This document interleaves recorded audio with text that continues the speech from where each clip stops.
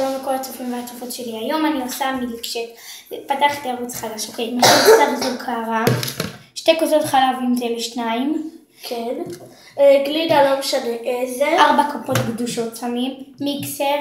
לא משנה גם איזה. קשיות זה לשים בתוך הכוס. וכפית סוכר.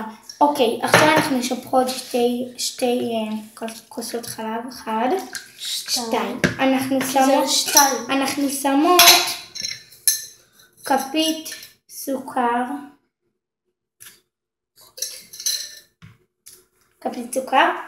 תביאי כף. שכחתי להביא כף. ואנחנו שמות 4 כפות גלידה, אוקיי? 2 עד 2 אני, גדושות ועוד. 8 אנחנו צריכות. טוב, שיהיה. 1. למה 8? אפשר 2. 3. נשים את הכל. כן, כבר שימי את הכל. 4. 1, 2, 3, סליחה. שימי את הרביעי. 4. שימי. ושימי כבר את הכל. תביאי.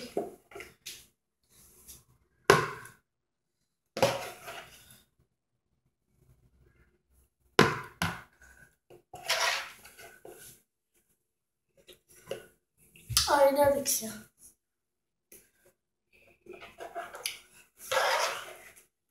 אוקיי, עכשיו נערבב את הכל. זה קל ופשוט להכנה. טוב. תביאי. זה מה שיצא. אתם פשוט לא רואים את זה. שנשים את זה כבר. תערבי. רק איך מפעילים את זה?